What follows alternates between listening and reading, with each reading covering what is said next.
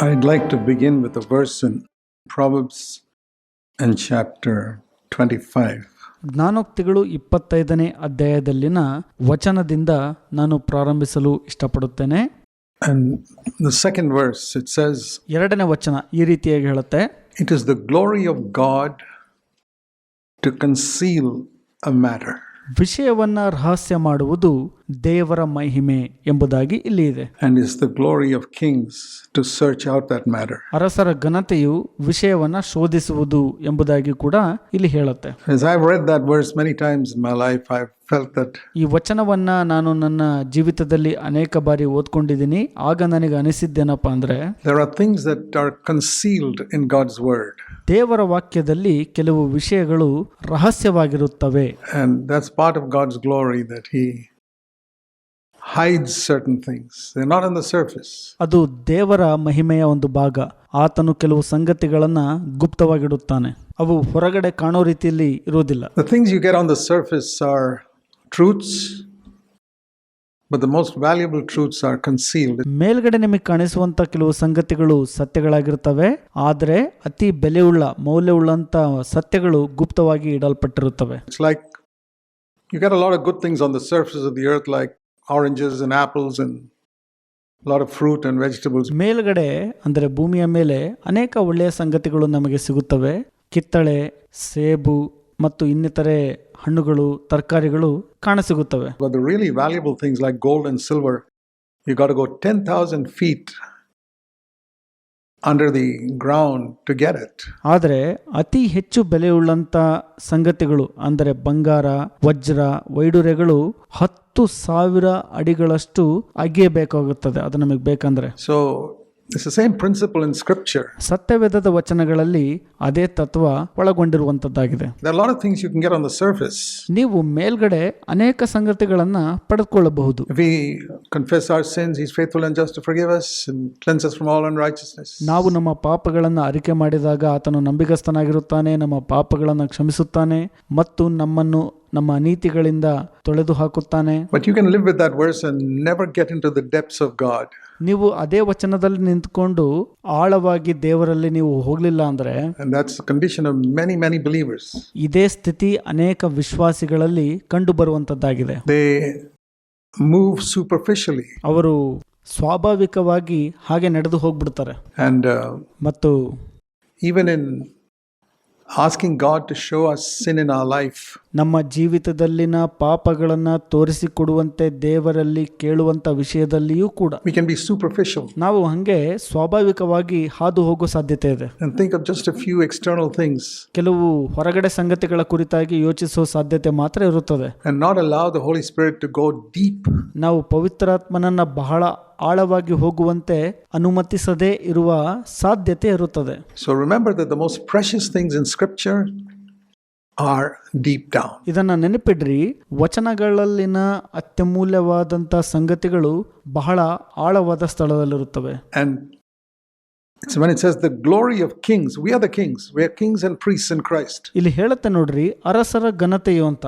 ನಾವು ಅರಸರಾಗಿದ್ದೇವೆ ಅಂದ್ರೆ ಕ್ರಿಸ್ತನಲ್ಲಿ ಅರಸರು ಮತ್ತು ರಾಜರುಗಳಾಗಿದ್ದೇವೆ. And the glory of our glory is to search out what God has hidden. ನಮ್ಮ ಘನತೆಯು ದೇವರು ರಹಸ್ಯವಾಗಿ ಇಟ್ಟಿರುವಂತದ್ದನ್ನ ಶೋಧಿಸಿ ಹುಡುಕಬೇಕು. So we can say, why has God hidden it? Why didn't He put it all on the surface? Why didn't He make gold and silver on the surface? ನಾವು ಕೇಳಬಹುದು, ಯಾಕೆ ದೇವರು ಇದನ್ನ ರಹಸ್ಯವಾಗಿ ಇಟ್ಟಿದ್ದಾರೆ, ಮೇಲೆ ಕಾಣುವಂತೆ ಇಟ್ಟಿಲ್ಲ ಅಂತ, ಮತ್ತು ವಜ್ರ ವೈಡೂರ್ಯಗಳನ್ನ ಯಾಕೆ ಮೇಲೆ ಕಾಣುವಂತೆ ಇಟ್ಟಿಲ್ಲ ಅಂತ ಕೇಳಬಹುದು ನಾವು. Well, maybe that's a parable. ಒಳ್ಳೆಯದು, ಇದಕ್ಕೆ ಅನೇಕ ಸಾಮ್ಯಗಳು ಇವೆ. That He wants us to go deep to find. ನಾವು ಇನ್ನೂ ಆಳವಾಗಿ ಹೋಗಿ ಅದನ್ನು ಹುಡುಕಬೇಕು ಅಂತ ದೇವರು ಬಯಸುತ್ತಾರೆ. And I believe that it's thereby that God finds out who are serious in their Christian life. ಅಲ್ಲಿ ದೇವರು ನಮ್ಮಲ್ಲಿ ಕಂಡುಕೊಳ್ಳೋದೇನಪ್ಪ ಅಂದ್ರೆ, ಯಾರು ತಮ್ಮ ಕ್ರೈಸ್ತ ಜೀವಿತದಲ್ಲಿ ಬಹಳ ಗಂಭೀರವಾಗಿದ್ದಾರೆ ಎನ್ನುವಂಥದ್ದನ್ನ. There are many Christians who are superficial. ಅನೇಕ ಕ್ರೈಸ್ತರು ಬಹಳ ಸ್ವಾಭಾವಿಕವಾಗಿ ಹಾದು ಹೋಗ್ಬಿಡ್ತಾರೆ. They are happy with the superficial life. ಅವರು ಸ್ವಾಭಾವಿಕವಾದಂತ ಜೀವಿತದಲ್ಲಿ ಬಹಳ ಸಂತೋಷ ಪಡ್ತಿರ್ತಾರೆ. But the Bible says in Hebrews 11, ಆದರೆ ಸತ್ಯವೇದವು ಹಿಬ್ರಿಯ 11ನೇ ಅಧ್ಯಾಯದಲ್ಲಿ ಈ ರೀತಿ ಹೇಳುತ್ತೆ, and verse 6, 6ನೇ ವಚನ, And the King James Version is very good in this. KJV ಸತ್ಯವೇದ ಇದರಲ್ಲಿ ಬಹಳ ಉತ್ತಮವಾಗಿ ಹೇಳಿದೆ. The last part, God is a rewarder of those who diligently seek Him. ಕಡೆ ಭಾಗದಲ್ಲಿ ಈ ರೀತಿಯಾಗಿ ಹೇಳುತ್ತೆ, ತನ್ನನ್ನು ಜಾಗೃತವಾಗಿ ಹುಡುಕುವವನಿಗೆ ಪ್ರತಿಫಲವನ್ನ ದೇವರು ಕೊಡುತ್ತಾನೆ ಎಂಬುದಾಗಿ. It's like digging for the gold. ಅದು ಬಂಗಾರಕ್ಕಾಗಿ ಅಗೆದ ಹಾಗೆ. And those who seek superficially, they get something. ಯಾರು ಸ್ವಾಭಾವಿಕವಾಗಿ ಹುಡುಕ್ತಾರಲ್ಲ ಏನೋ ಒಂದನ್ನ ಪಡೆದುಕೊಳ್ಳುತ್ತಾರೆ, but not everything. ಆದರೆ ಎಲ್ಲವನ್ನೂ ಅಲ್ಲ. So I want to ask you to consider how seriously you dig into the Word of God. ನಾನು ನಿಮಗೆ ಕೇಳಕ್ಕೆ ಇಷ್ಟಪಡ್ತೇನೆ, ಎಷ್ಟು ಜನ ನೀವು ಎಷ್ಟು ಗಂಭೀರವಾಗಿ ದೇವರ ವಾಕ್ಯವನ್ನ ಅಗೆದು ನೋಡಿದ್ದೀರಿ? My life has been tremendously blessed as I've gone deep into God's Word. ನಾನು ದೇವರ ವಾಕ್ಯವನ್ನ ತುಂಬಾ ಆಳವಾಗಿ ಅಗೆದು ಹೋಗಿರುವುದರಿಂದ ನನ್ನ ಜೀವಿತವು ಅದ್ಭುತವಾಗಿ ಆಶೀರ್ವದಿಸಲ್ಪಟ್ಟಿದೆ. Sometimes looking up other verses connected with it. ಅದಕ್ಕೆ ಸಂಪರ್ಕ ಹೊಂದುವಂತ ಬೇರೆ ವಚನಗಳನ್ನ ಕೂಡ ನಾನು ನೋಡುತ್ತಿದ್ದೆ very often, and or seeing what is the root meaning of a word, etc. ಬಹಳಷ್ಟು ಬಾರಿ ಆ ವಾಕ್ಯದ ಮೂಲ ಅಂದ್ರೆ ಬೇರು ನೋಡ್ತಾ ಇದ್ದೆ, ಅಂದ್ರೆ ಅದರ ಅರ್ಥ ತಿಳಿದುಕೊಳ್ಳುತ್ತಿದ್ದೆ. And I thought of this verse in that connection. ಇದಕ್ಕೆ ಸಂಪರ್ಕ ಹೊಂದುವಂತೆ ಒಂದು ವಚನವನ್ನ ನಾನು ಯೋಚಿಸಿದೆ. Psalm 42. ಕೀರ್ತನೆಗಳು 42ನೇ ಅಧ್ಯಾಯ. A longing in our heart for more of God. ದೇವರ ವಾಕ್ಯಕ್ಕಾಗಿ ನಮ್ಮ ಹೃದಯದಲ್ಲಿ ಹೆಚ್ಚಿನ ಬಯಕೆಯನ್ನ ಹೊಂದಿರುವಂತದ್ದು. Psalm 42 verse 1. ಕೀರ್ತನೆಗಳು 42 1ನೇ ವಚನ. As the deer pants. ಜಿಂಕೆಯು ನೀರಿನ ತೊರೆಗಳನ್ನ ಹೇಗೆ ಬಯಸುವುದು. And that's a very strong word. ಇದು ಬಹಳ ಬಲಶಾಲಿಯಾದಂತ ವಾಕ್ಯ. Pants. Longs deeply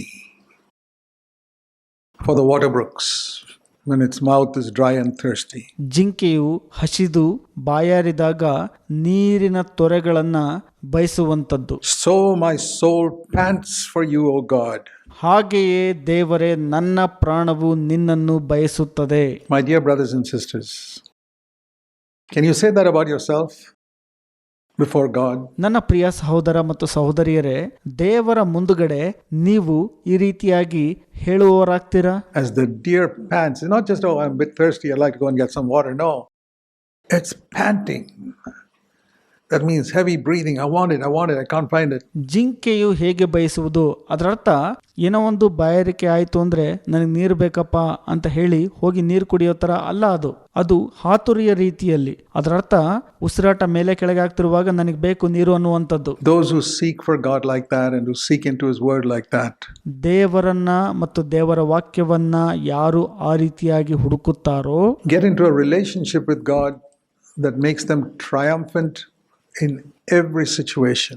ದೇವರೊಟ್ಟಿಗಿನ ಸಂಬಂಧವನ್ನ ಸಾಧಿಸುವ ಮೂಲಕ ಪ್ರತಿಯೊಂದು ಸನ್ನಿವೇಶದಲ್ಲಿ ಜಯಶಾಲಿಗಳಾಗಿ ನಾವು ಹೊರಹೊಮ್ಮಬೇಕು ಎನ್ನುವ ಬಯಕೆ ನಮ್ಮಲ್ಲಿರಬೇಕು. And they'll find God going ahead of them and leading them. ದೇವರು ಅವರ ಮುಂದುಗಡೆ ಹೋಗಿ ಅವರನ್ನ ಮುನ್ನಡೆಸಬೇಕು ಎಂಬ ಬಯಕೆ ಇರಬೇಕು. Such that they'll be free from anxiety. ಅಂತವರು ಎಲ್ಲ ಚಿಂತೆಗಳಿಂದ ದೂರ ಇರ್ತಾರೆ ಅಥವಾ ಹೊರಗಿರ್ತಾರೆ. They'll never grumble or complain about anything. ಅವರು ಯಾವುದರ ಕುರಿತಾಗಿ ಕೂಡ ಗುಣಗುಟ್ಟುವುದಿಲ್ಲ ಅಥವಾ ದೂರುವುದಿಲ್ಲ.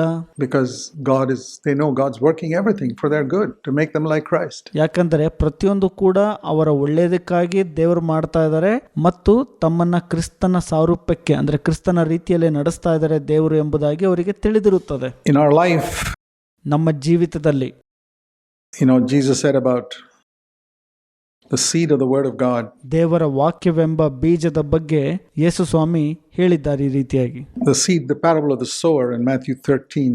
ಬೀಜ ಬಿತ್ತುವವನ ಸಾಮ್ಯದ ಕುರಿತಾಗಿ ಮತ್ತಾಯ 13ರಲ್ಲಿ ಈ ರೀತಿಯಾಗಿ ಹೇಳಲ್ಪಟ್ಟಿದೆ. He explained this parable in Matthew 13 and verse 18. You know this, the parable of the seed. ನಿಮಗೆ ಬಿತ್ತುವವನ ಸಾಮ್ಯದ ಕುರಿತಾಗಿ ಗೊತ್ತಿದೆ. ಇದರ ವಿಷಯವಾಗಿ ಮತ್ತಾಯ 13ನೇ ಅಧ್ಯಾಯ 18ನೇ ವಚನದಲ್ಲಿ ಯೇಸು ಸ್ವಾಮಿ ವಿವರಿಸಿದ್ದಾರೆ. The seed which is sown on the ground, which springs up immediately. ಭೂಮಿಯಲ್ಲಿ ಬಿತ್ತಲ್ಪಟ್ಟ ಬೀಜವು ತಕ್ಷಣಕ್ಕೆ ಅದು ಚಿಗುರೊಡೆಯುತ್ತದೆ. It says here in Matthew 13 and verse 20. ಮತ್ತಾಯ 13ನೇ ಅಧ್ಯಾಯ 20ನೇ ವಚನದಲ್ಲಿ ಈ ರೀತಿಯಾಗಿ ಹೇಳಲ್ಪಟ್ಟಿದೆ, The seed which is sown on the rocky places ಬಂಡೆಯ ಸ್ಥಳಗಳಲ್ಲಿ ಬಿತ್ತಲ್ಪಟ್ಟ ಬೀಜ ಎಂಬುದಾಗಿ ಅಲ್ಲಿದೆ. is a picture of a man who hears the word. Think of us sitting here hearing the word. ಇಲ್ಲಿ ಯಾವ ತರ ಚಿತ್ರಣಪ್ಪ ಅಂದ್ರೆ, ಒಬ್ಬ ಮನುಷ್ಯನು ಆ ವಾಕ್ಯವನ್ನ ಕೇಳಿಸ್ಕೊಳ್ತಾನೆ, ನಾವೀಗ ಕುತ್ಕೊಂಡು ಕೇಳಿಸ್ಕೊಳ್ತಿದೀವಲ್ಲ ಹಾಗೆ, And immediately receives it with joy. Oh, that's a great verse. ಆತನು ಸಂತೋಷದಿಂದ ಸ್ವೀಕರಿಸ್ಕೊಳ್ತಾನೆ, ಓ ಎಂತಹ ಅದ್ಭುತ ವಚನ ಅಂತ. But it doesn't go deep. ಆದ್ರೆ ಅದು ಆಳಕ್ಕೆ ಹೋಗುವುದಿಲ್ಲ. You hear something and it's come into your mind, but it has not gone further than the mind. ಅದು ನಿಮ್ಮ ಮನಸ್ಸಿನ ಒಳಗಡೆ ಬರುತ್ತೆ, ನೀವು ಕೇಳಿಸ್ಕೊಳ್ತೀರಿ, ಆದ್ರೆ ಅದು ಜಾಸ್ತಿ ಹೊತ್ತು ನಿಲ್ಲೋದಿಲ್ಲ. And ಮತ್ತು because it doesn't have firm root, what happens later on? He falls away into sin. ಅದು ಸರಿಯಾಗಿ ಬೇರಿಲ್ಲದ ಕಾರಣ ಏನಾಗ್ಬಿಡತ್ತೆ ಅಂದ್ರೆ, ಪಾಪದಲ್ಲಿ ಬಿದ್ದು ಹೋಗ್ಬಿಡ್ತಾನೆ ಸ್ವಲ್ಪ ಕಾಲದ ನಂತರ. We can hear some wonderful things here in the church, some of the most amazing truths that you probably will never hear anywhere else in any other church. ನೀವು ಎಲ್ಲೇ ಅಥವಾ ಬೇರೆ ಸಭೆಗಳಲ್ಲಿ ಕೇಳಿರದಂತ ವಿಸ್ಮಯಕಾರಿ ಅದ್ಭುತ ಸತ್ಯಗಳನ್ನ ಕೇಳಿಸ್ಕೋಬಹುದು ಈ ಸಭೆಯಲ್ಲಿ. But if it does not sink deep, it will only remain in our mind. ಆದರೆ ಅದು ಆಳವಾಗಿ ಮುಳುಗೋದಿಲ್ಲ, ಅದು ಕೇವಲ ನಮ್ಮ ಮನಸ್ಸಿನಲ್ಲಿ ಮಾತ್ರ ಉಳಿದುಕೊಂಡು ಬಿಟ್ಟಿರುತ್ತದೆ. And that's the reason why very often the life that's described in the New Testament does not become ours. ಅದೇ ಕಾರಣಕ್ಕಾಗಿ ಹೊಸ ಒಡಂಬಡಿಕೆಯಲ್ಲಿ ವಿವರಿಸಲ್ಪಟ್ಟಂತ ಒಂದು ಜೀವಿತವು ಬಹಳಷ್ಟು ಬಾರಿ ನಮ್ಮದಾಗುವುದಿಲ್ಲ. Rivers of living water flowing out from us ಜೀವಕರವಾದ ನೀರಿನ ಹೊಳೆಗಳು ನಮ್ಮಿಂದ ಹರಿದು ಹೋಗಬೇಕು is God's will for every single one of us. ನಮ್ಮ ಪ್ರತಿಯೊಬ್ಬರ ಜೀವಿತಕ್ಕಾಗಿ ಇರುವಂತ ದೇವರ ಚಿತ್ತ ಇದಾಗಿದೆ. That the Holy Spirit's power flows from within, blessing others. You know, like the Lord told Abraham, you'll be a blessing to all the families of the earth. ಪವಿತ್ರಾತ್ಮನ ಬಲವು ಒಳಗೆ ಹೊರಸೂಸಿ ಇತರರನ್ನ ಆಶೀರ್ವದಿಸುವಂತಿರಬೇಕು. ಅದು ಯಾವ ತರಪ್ಪ ಅಂದ್ರೆ, ಕರ್ತನು ಅಬ್ರಹಾಮನಿಗೆ ಹೇಳಿದ ಪ್ರಕಾರ, ನೀನು ಎಲ್ಲಾ ಭೂಲೋಕದ ಕುಟುಂಬಗಳಿಗೆ ಆಶೀರ್ವಾದ ನಿಧಿಯಾಗಿರುತ್ತಿ ಎಂಬ ಪ್ರಕಾರ. Galatians 3:14 says that's for us. Galatia 3:14 ಹೇಳುವಂತದ್ದು ನಮಗಾಗಿದೆ. Which means I take it like this, that any family or person I come across fairly intimately, ಇದನ್ನು ನಾನು ಈ ರೀತಿಯಾಗಿ ತೆಗೆದುಕೊಳ್ಳುತ್ತೇನೆ. ಯಾವುದೇ ಕುಟುಂಬ ಅಥವಾ ವ್ಯಕ್ತಿಯನ್ನ ನಾನು ವೈಯಕ್ತಿಕವಾಗಿ ಸಂಧಿಸುವಾಗ must be blessed in some way, spiritually, just through contact with me. ಅವರು ನನ್ನನ್ನು ಸಂಧಿಸಿದ್ದಕ್ಕಾಗಿ ಯಾವುದೋ ಒಂದು ಮಾರ್ಗದಲ್ಲಿ ಅದು ಅವರಿಗೆ ಆಶೀರ್ವಾದವಾಗಿರಬೇಕು. That's the promise of Abraham. ಅದೇ ಅಬ್ರಹಾಮನ ಆ ಒಂದು ವಾಗ್ದಾನ. Do you believe that in your place of work? ನೀವು ನಂಬ್ತೀರಾ? ನೀವು ಕೆಲಸ ಮಾಡುವಂತ ಸ್ಥಳದಲ್ಲಿ I'm not saying they'll all get converted. ಎಲ್ಲರೂ ಪರಿವರ್ತನೆ ಹೊಂದುತ್ತಾರೆ ಅಂತ ಹೇಳೋದಲ್ಲ. Even Jesus did not convert all of Israel. ಇಸ್ರಾಯೇಲಿನ ಎಲ್ಲರೂ ಕೂಡ ಪರಿವರ್ತನೆ ಹೊಂದುವಂತೆ ಯೇಸು ಸ್ವಾಮಿ ಕೂಡ ಮಾಡ್ಲಿಕ್ಕಾಗ್ಲಿಲ್ಲ. But ಆದ್ರೆ those who are called of God will be blessed. ಯಾರು ದೇವರಿಂದ ಕರೆಯಲ್ಪಟ್ಟಿರ್ತಾರಲ್ಲ ಅವರು ಆಶೀರ್ವಾದ ಹೊಂದುತ್ತಾರೆ. So this is something that we have to think of seriously. ಇದರ ಬಗ್ಗೆ ನಾವು ಸ್ವಲ್ಪ ಗಂಭೀರವಾಗಿ ಯೋಚಿಸುವವರಾಗಿರಬೇಕು. He is a rewarder of those who diligently seek him. ತನ್ನನ್ನು ಜಾಗೃತಿಯಾಗಿ ಹುಡುಕುವವನಿಗೆ ಪ್ರತಿಫಲವನ್ನ ಕೊಡುತ್ತೇನೆ ಎಂಬುದಾಗಿ ದೇವರು ಹೇಳಿದ್ದಾರೆ.